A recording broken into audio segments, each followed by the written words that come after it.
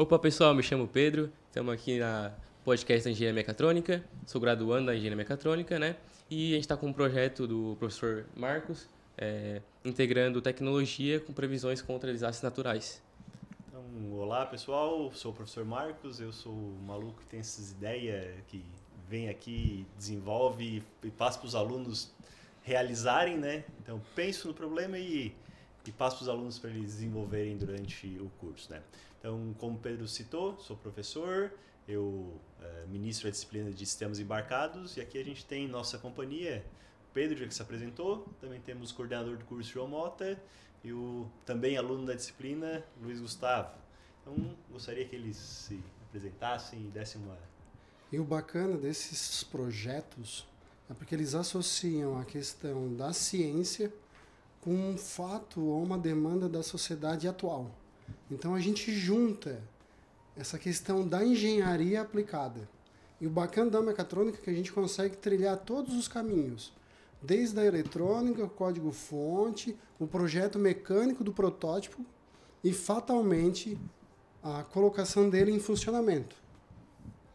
Eu como acadêmico posso falar que a parte legal do projeto é a gente botar em prática o que a gente está aprendendo em sala, né?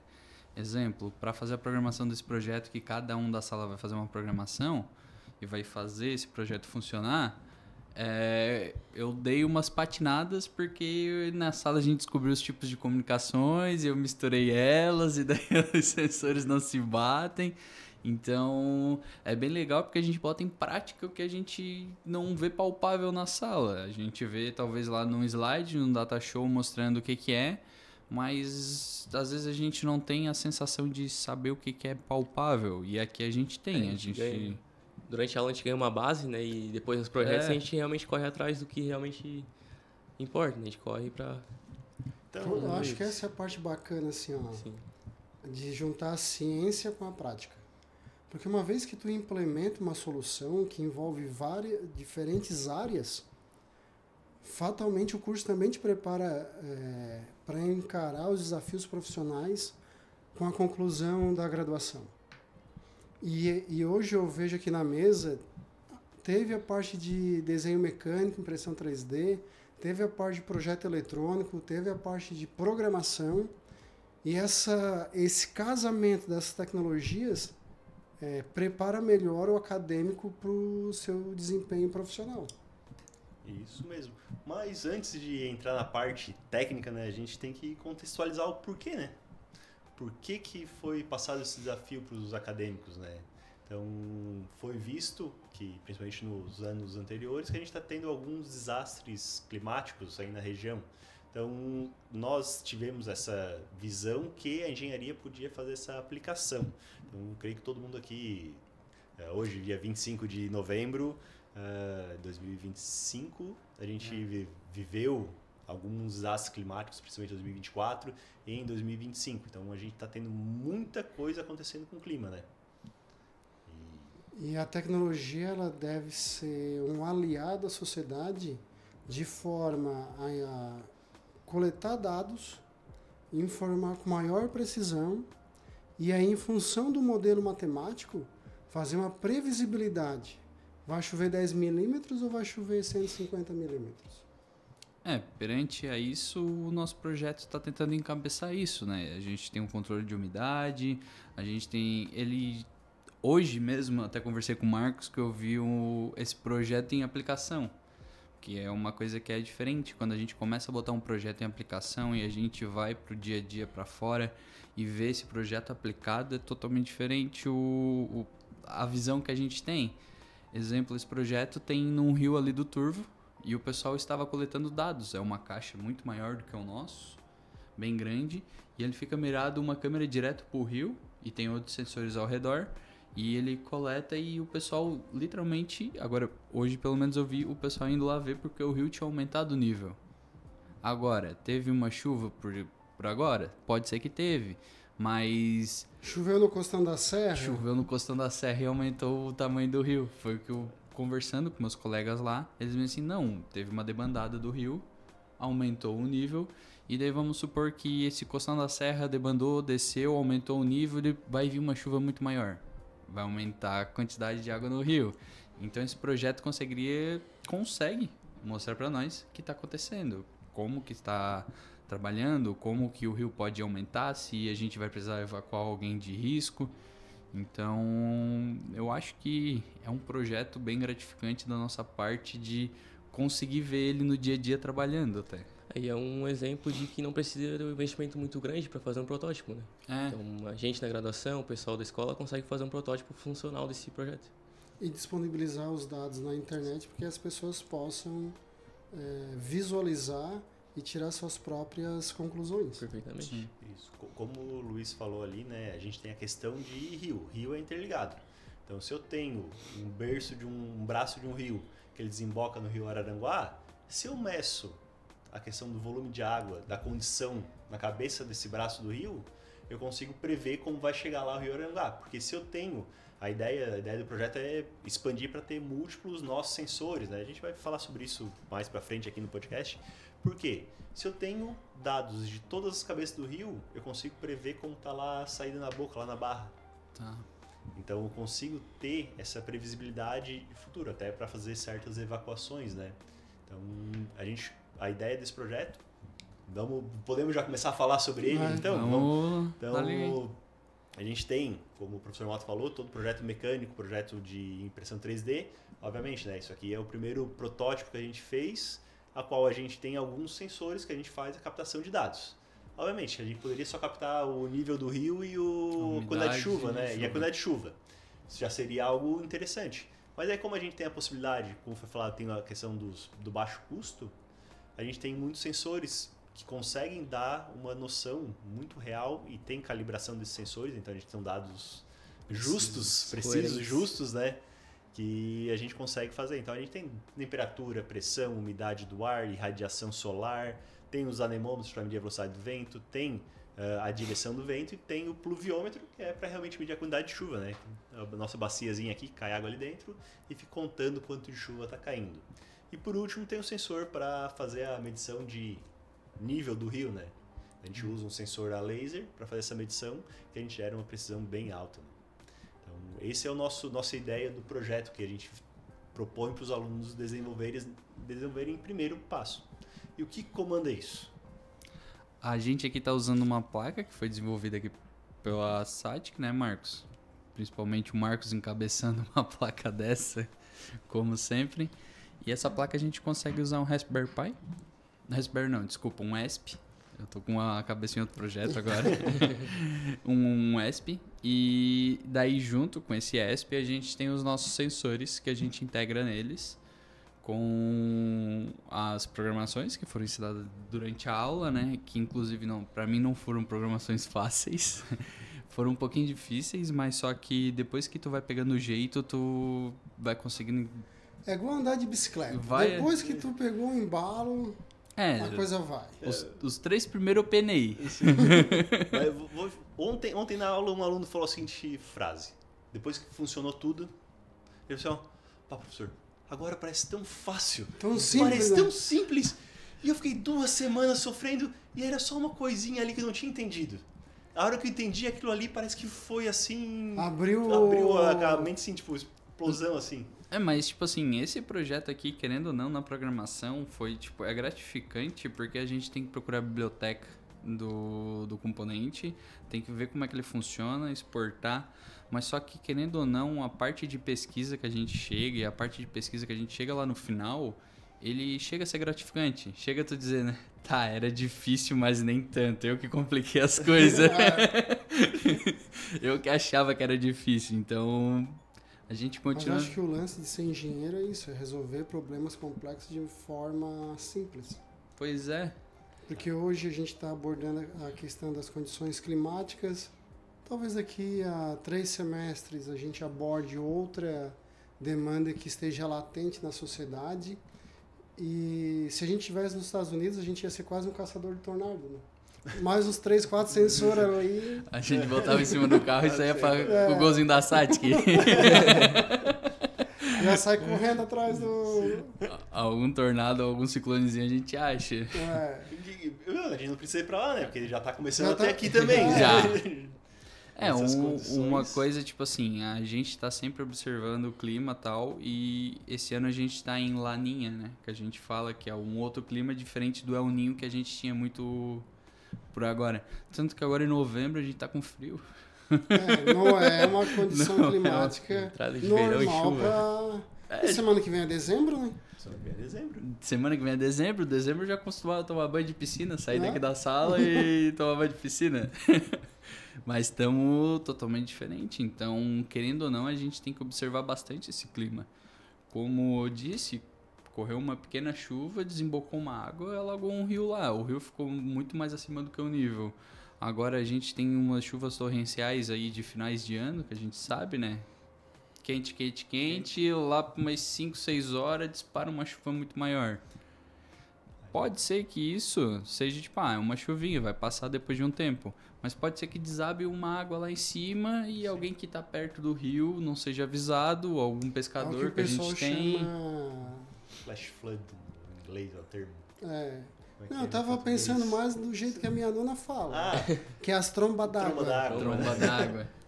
Que o nível do rio sobe de maneira instantânea. Sim. Então é algo que no verão é pior ainda, porque o pessoal tá quente, o pessoal vai pros rios É. e aí do nada vem uma tromba d'água ali. Tem até um rio que é famoso ali perto da Nova Veneza, que o pessoal fica e que o pessoal fala, ó, se tu vê que tá aumentando o nível, sai bem de perto da costa, porque é capaz de ser levado. Principalmente Então, porque a chuva, ela, aqui na nossa região, ela é, vamos dizer assim, quando ela vem no verão, ela vem do mar, baixa no Coção da Serra e não passa. Ali fica ali, desemboca ali e enche todos os rios aqui embaixo. Então a gente tem essa questão aqui, especialmente na nossa região, de ter essas elevações rápidas dos níveis do rio, né? Então precisamos monitorar, né? Essa que é a ideia do projeto. o nosso projeto também pode abordar outras regiões, tipo aqui em Tubarão, que tem muita enchente. Se a gente conseguir validar ele aqui, a gente pode levar para lá para fazer uma validação. Validação não, Ele né? é replicável. Ele é replicável, né? Ô, Spiller, e o que tem dentro dessa caixa aí que tu trouxe? Essa aqui? Essa aí. O professor Essa Marcos aqui. que trouxe. Do professor Marcos. Então, aqui tá o nosso, vamos dizer assim... Tá o segredo? Não é tanto um segredo, né? Porque é a placa mesmo que a gente tem ali, só que enclausurada pra gente fazer o nosso contenção e isso for questão de rigidez mecânica e proteção, né? Obviamente, como é protótipo, a gente primeiro faz de MDF para validar, para depois fazer o nosso sistema. Então a gente tem ali uma placa com ESP32, né? Por que a gente usou o ESP32, né? A integração já vem junto com o Wi-Fi, a gente consegue usar ele de várias formas, ele é o mais completo que a gente tem, mais não, né? Ele é, tipo assim, pro que a gente precisa ele tem tudo. A gente não usaria um Arduino, que talvez se a gente quisesse fazer uma conexão fora, a gente teria que botar um shield, né? A gente teria que botar um shield, a gente teria que botar um sistema de Wi-Fi nele, pra gente poder comunicar. Além da facilidade que a gente tem para programar o mesmo, né? Já é um padrão da SATIC usar ele em vários projetos. Isso. A gente tem na graduação. Na graduação a gente optou, né? Tanto que... eu acho que não compensa entrar nessa salada, que a Arduino foi vendida aí, mas eu acho que seria outro tópico, canto, né? Então, um tópico bem preocupante para a comunidade maker, essa questão da venda do Arduino. Mas o ESP, como a gente já está trabalhando... Familiarizado, já utilizamos, é o ideia, né? Porque a comunicação dele é facilitada. Wi-Fi, já tem Wi-Fi e Bluetooth integrado. Só que daí a gente pergunta assim, pô, Wi-Fi e Bluetooth, será que lá no Cantão da Serra vai ter um Wi-Fi lá pra gente se conectar, né? Bem assim, né? Mas hoje em dia... Mas aí vem a questão do Tesla, né? Tu bota a antena do Tesla lá e joga a informação pro satélite de baixa altitude. Isso. A gente tem isso, daria de integrar uma blockchain? Dá para entregar blockchain, dá para entregar um LoRa. Então... Como a gente iria fazer talvez um sistema onde é em cadeias, né? Ia diversificar, a gente consegue integrar uma blockchain e conseguir toda repercussão de dados para nós, assim, né? Dessa forma, né? Com essa questão, por que o ESP, né? Hoje é o queridinho justamente para essa facilidade de conectividade que a gente está tendo ali. Então vai ser ESP. Sim, porque ele já traz toda integrado principalmente a questão da facilidade da programação e também da questão do Wi-Fi, que isso permite uma amplitude de aplicação muito grande. Tá, e quando a gente fala de rio, chuva, assim, tá, como que a gente vê o rio? Como que a gente vê o nível do rio, né? Acho que a gente podia explorar agora cada sensor. Cada sensor, né? Então, O que tu acha, Pedro? Como é que funciona a questão? do ver o Escolhe rio. um sensor aí e dá uma explanada aí. Vamos lá, sensor de pressão da atmosfera. Mas qual deles é aí no... BME, No BME. ali, Esse ó. cara aqui, ó. Aqui dentro a gente tem os sensores, obviamente, todos os sensores são enclausurados, sensores de baixo custo. A gente tem os sensores aqui para fazer essa medição, tanto temperatura, pressão e umidade, certo? O BME já faz bom que ele já faz tudo isso no mesmo só, né? Já sai o sinal de 0 a 10 ou... Não. Ele transforma em coisa eletrônica, né? Sinal eletrônico. Sinal eletrônico e 2C. E depois a gente pega desse sinal eletrônico e faz a... Aí precisa de datasheet, né? Para É. entender o... Sim. como se comporta a saída dele em função de uma grandeza física. Né? Me fugiu a fala. A interpretação do sinal eu tava tentando... Isso. E qual outro sensor que a gente tem aqui? Vocês sabem, né? Porque vocês fizeram, vocês estão fazendo trabalho.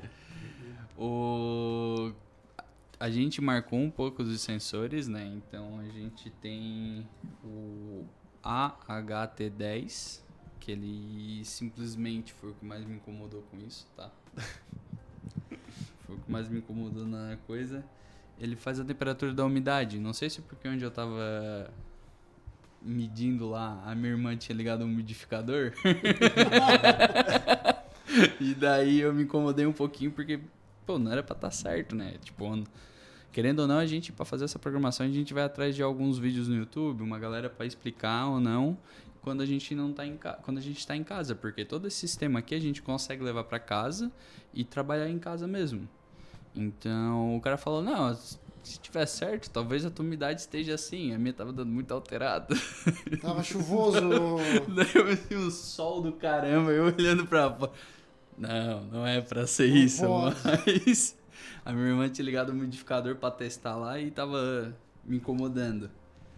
Daí a gente tem um de nível de luz. Eu não me lembro da numeração, da nomenclatura dele, é o pH 1750. BH 1750. A gente tem o de pluvialidade? Pluviômetro, né? Pluviômetro, que é aquele dali que coleta toda a água. A gente E tem daí- o de direção de vento, que é o AS5600, que a gente Que tá ali também no... utilizou. Hã? Continua do sensor de distância Agora agora? tem o sensor de distância retornando, é o VL53L0XV2. Tá. Esse sensor, na realidade, eu achei que fosse o que ia incomodar mais vocês. Sério? Sério, porque esse sensor, ele é da ST, da fabricante dele, e ele não tem uma biblioteca fácil. Não tem uma biblioteca pronta. Não tem uma biblioteca... Na realidade, ele tem uma API pronta. A ST foi tão boazinha com a gente que ela deixou uma API pronta. Só que a API em C++, a gente programa em C. Tá. Aí tem que fazer uma conversão ali Sim. que dá um trabalhinho. Eu não vou te mentir que grande parte das conversões foi o ChatGPT que fez. Mas, querendo ou não, a gente já entendia um pouco da programação e muitas vezes o chat não dava certo. Mas A tecnologia tá aí para ser ser usada. então... E esse é o ponto-chave que diferencia. Tem a tecnologia à disposição, mas se não tiver o conhecimento para avaliar se aquela resposta é coerente ou não, tu fica à deriva. Querendo ou não, não é só a gente pedir pro chat botar o... Tanto que o Marcos já falou, né? O chat não programa nessa programação que a gente tá usando. E mesmo em sala, quando a gente ia tentar só dar uma roubadinha com o chat, ele não dava a programação certa. Porque ele não programa nessa língua que a gente tá fazendo. Ele não entende o que a gente quer. Ele entende. Ele entende. Só que ele, como toda linguagem é treinada, normalmente são treinados com dados passados. Tá. A ExpressIF, Sim. que é a fabricante do ESP32, ela atualizou a biblioteca faz pouco tempo. Ah. A versão da biblioteca. Aí o chat não está acostumado com essa versão nova. Então, Aí o pessoal tenta usar, então dá problema. Tem que ter bastante cuidado quando for usar um LLM para fazer a programação. Funciona.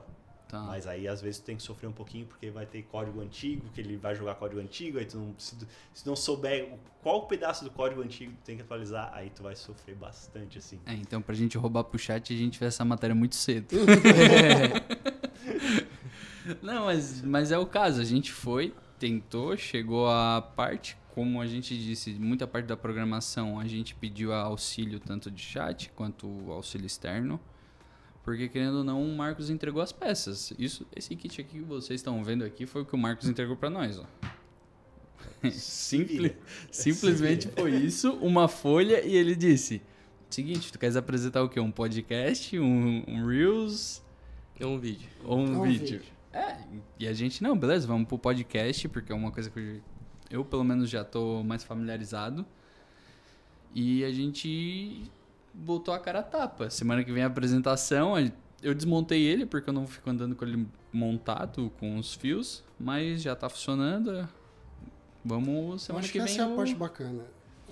Ao longo do semestre a gente recebe o conhecimento, faz pequenos testes de voo, digamos assim, com algumas aplicações mais simples, e depois a gente é desafiado. Eu acho que o desafio também motiva a buscar a solução. Então, tipo, a parte do desafio ali é a parte que a gente tem que... A gente aprendeu, mas vamos ter que botar em prática. Tem que correr atrás bastante, né? Uma coisa que eu falei foi o tipo de comunicação que a gente usou para integrar todos os sensores. Eu fui lá e eu fiz o sensor à parte, né? Um sensor de uma vez, outro sensor de outra vez. Mas é certo, sabe? Porque se cada um funciona individual, Agora, funciona junto, vai funcionar. E daí Bem assim. depois eu montei o meu Frankenstein. Só que as comunicações dos sensores que eu usei não eram iguais. Daí eu Aí começa a dor de cabeça. eu olhei, Funcionou tudo antes. mas será que eu vou ter que botar uma programação para cada, abrir uma página para cada um e deixar rodando lá no dia? Daí eu fui ver. Daí até conversei com um amigo. E daí ele me disse assim, não, o tipo de comunicação que tu tá tendo do teu ESP com o sensor é um tipo. Tá, a gente aprendeu aqui nessa aula sobre isso. Vê se o teu, como é que tá as comunicações. Daí eu fui lá e vi... Tinha 2 em um canto e 3 em outro. Tá. Assim, aí tu cria um conflito. É a mesma coisa que tu tá querendo conversar em duas línguas diferentes ao mesmo tempo. Sim. E aí cada sensor não vai se entender, vamos dizer assim, não vai comunicar com o mestre. Daí isso que complicou pra mim, mas depois que o cara pega o jeitinho ali, entende? É aquela questão que eu falei, né? Às vezes é um item que tu falou assim, ó, é aquele tópico que eu tava fazendo diferente, que dessa forma facilita. E aí tudo roda... Destrava, né? Destrava, parece que destrava, assim. E pra ti, Spillery, qual foi o que mais gerou, assim... mais demandou tempo para superar o desafio? Então, como o Voltro falou ali, a parte dessa conflito de linguagem que a gente teve foi bem complicado.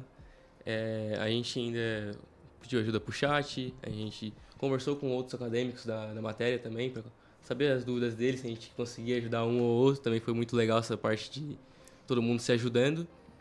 Então, o que eu posso dizer, como o Voltro falou, que eu ajudei nessa parte, foi da linguagem.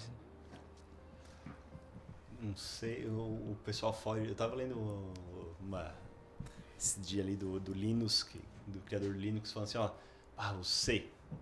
Porque nós programamos em C, sistema embarcado, tá? Por que a gente programa em C, sistema embarcado? Por que não Python, ou Rust, ou qualquer outra linguagem de mais alto nível, né?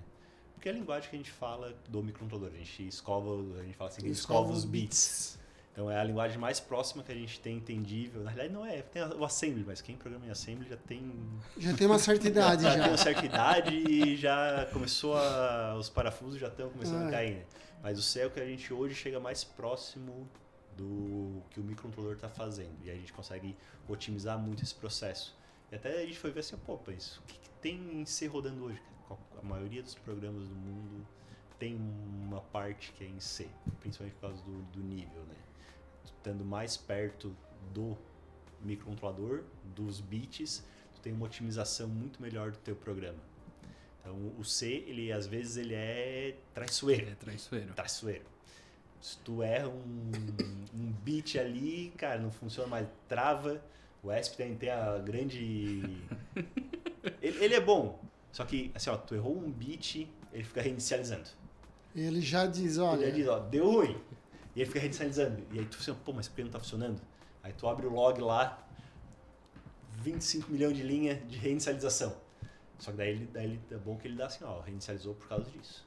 E aí tu vai atrás do problema. Aí tu tem a causa, tu vai atrás da solução. E o legal é a comunidade do CNC, né? Tem muito tutorial na internet, Sim. YouTube, fórum. Isso a galera se ajuda nesse ponto. O que eu vi de indiano me ensinando a programar não é brincadeira, tá? Mas, tipo assim, ô Marcos, uma dúvida que eu tive, tipo, na nossa programação do C ali.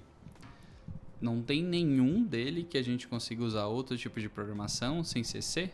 Tem. O ESP32 consegue programar em wiring, que é Tá. a linguagem que é... A gente fala É que nativo?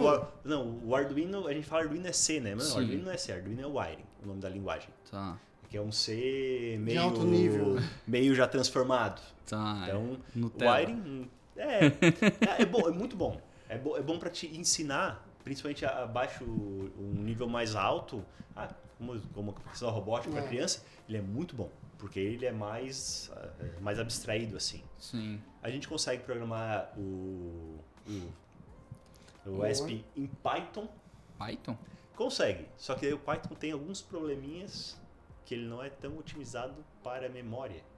Tá, ele come muito mais Aí memória. Ele come muita memória. Aí Tá, quando a gente faz entendi. segundo embarcado, tem pouca memória. E se come muita memória, aí tu entra num A gente já perde dilema. dilema. É legal, ele se chama Circuit Python. Ele é bem interessante de programar, só que a memória dele... Bom que o ESP, outra coisa boa do ESP é que tem bastante memória. Se a gente pegar e comparar com a Atmega... Mas o que é bastante memória, né? A gente precisa ter um parâmetro. Compara com a Atmega, tem X. o Atmega é 32 kilobits. Kilobits? Kilobytes. Tá. Que não é nada, né? Se programar em C é muita Bem coisa. C, né? Bem programado é muita coisa. Aí o ESP tem versões de 2 MB, de 4 MB, até de 8 MB, dependendo. Então, a quantidade de memória é absurda. Daí a gente fala, 4 MB, né? 4 MB? 4 MB não é nada se Não a gente é for nada, trazer é. a questão computacional. Mas para microcontroladores é muita coisa. Só que o E a Python- tendência é ir aumentando. Sim, porque aí que entra a questão do alto nível, né? Tu começando a ter alto nível, tu precisa ter memória pra... Porque tudo que a gente... No final, a gente fala programação, a gente tá programando em hexadecimal, em bit. Na última camada, né? bit. Aí é só como tu é feita a tradução da tua linguagem para Pro bit ali. pro bit. Aí, obviamente, se tu tem uma linguagem mais alto nível, tu vai ter a questão, uma tradução às vezes um pouco mal feita e vai ocupar mais espaço. Entendi. Então, por isso que é preferível programar em C, que tu já está mais perto daqueles bits. E como C já é uma linguagem de 40 ou 50 anos, aí os compiladores já estão cada vez melhores. Estão se aperfeiçoando. Sim, olha, é difícil conseguir aperfeiçoar mais, porque já foi bem aperfeiçoado. Já foi bem enxugado. Bem enxugado. bem detalhado o negócio. Então, esse daí é o nosso projeto. A gente apresentou toda a parte de estrutural aqui, a parte de eletrônica. Só que daí, tipo assim, eu tenho algumas dúvidas, né, sobre ele. A gente vai continuar esse projeto pra frente? Sim. Vamos continuar, Ideia tipo, é já continuar vamos, em outra matéria. vamos puxar já o carro autônomo, né? Que é uma matéria subsequente, a galera vem aqui e dá uma melhorada neles. A questão, a ideia daqui pra frente é trabalhar sempre na disciplina de sistemas embarcados. Sim. Então, vocês são os Os primeiros precursores. De novo a Primeira gente questão. fazendo isso. Algumas vezes. Carro autônomo foi com nós e agora o... Isso. Legal. Por quê? Porque a gente precisa inicializar. Sim. Tanto que a tarefa de vocês foi fazer os sensores funcionar, fazer uma linguagem funcionar. Para o semestre que vem, quem pegar isso, os sensores já estão funcionando. Já está. Aí vocês... Sim, aí tem um nível acima, que é o que é o quê? legado de vocês. O legado de vocês é a estrutura, é o hardware, é o código-fonte. Quem está vindo, um degrau acima. Quem vai vir daqui a 3 anos vai ter outros degraus acima. Provavelmente daqui a 3 anos a gente já quer ter as coisas instaladas lá em campo, né? O legal da mecatrônica é que a gente tem essa situação progressiva. Não é sempre começar do zero, construir esse fone esse ano que vem vai estar desmontado e outra pessoa vai vir aqui construir. O mesmo fone. Não. A galera vai... Tá, beleza, ele vai entender a parte da construção, mas ele vai ter que entender a parte que a gente tem que melhorar alguma coisa. A gente tem que chegar num ponto que a gente consiga usar 100%. É que nem o carro autônomo. O Marcos disse que ele quer andando ali na Centenário, agora eu quero.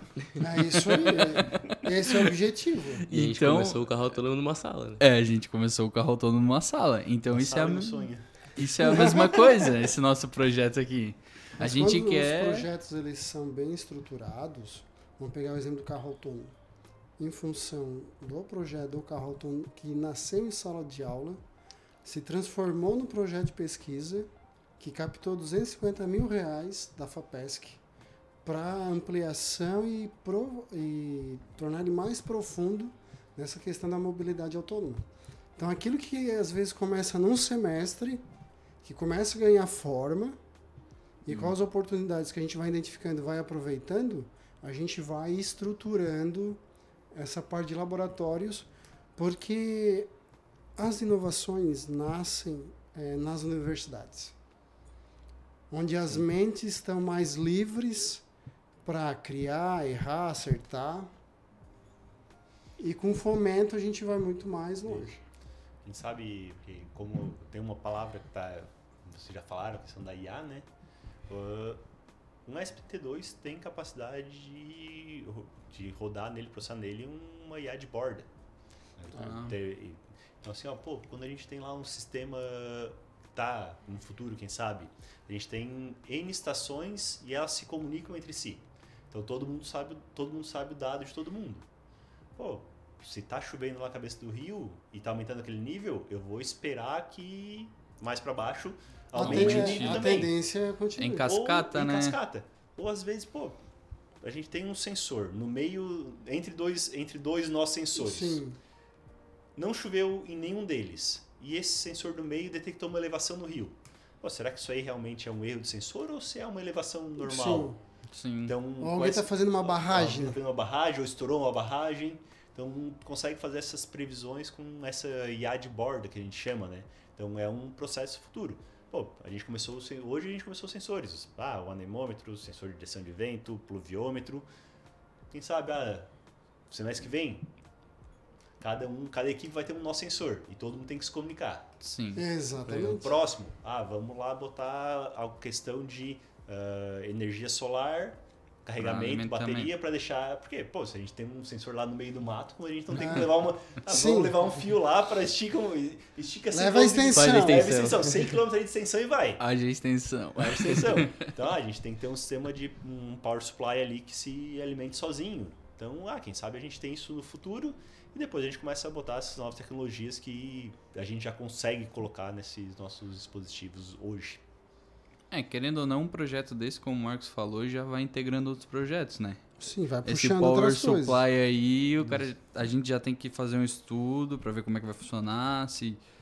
Querendo ou não, a gente já conhece bastante, já tem bastante no comércio do dia a dia, mas só que a gente teria que fazer um estudo para ver como é que vai funcionar, que bateria a gente vai usar, que amperagem ela vai ter que soltar ali. Mas isso é a universidade. Agora a gente começou esse projeto e ele vai evoluindo. Vai evoluindo. A ideia é sempre proporcionar um desafio novo em cima daquilo que foi os aprendizados nos semestres anteriores. E aqui o ambiente para testar, para errar, né? Como a maioria dos professores falam, né? Se é para errar, erra aqui. Bem assim. Se é para quebrar uma aqui broca de 2.000, quebra aqui. Aspirante a engenheiro, né? Se formou, aí o cara já é engenheiro com E maiúsculo. Ontem a gente estava lá no laboratório, um outro aluno, ele faz essa disciplina também, só que a gente estava fazendo um trabalho de outra disciplina. Assim, a gente estava testando nada, botou o negócio na tomada, nada, pum! Tira a tomada, daí o pessoal sai de perto, daí tira a tomada assim, que bom que a gente errou agora. Isso porque aí. se queima isso aqui no meio de um chão de fábrica lá para achar essa peça, então não vai ser fácil. Não vai ser fácil. Então a gente tem essa possibilidade de errar, testar, retestar, melhorar, para a gente poder fazer um produto realmente. E, obviamente, a ideia é ensinar, né? Deixar o aluno pronto para... Esse é o desafio da graduação.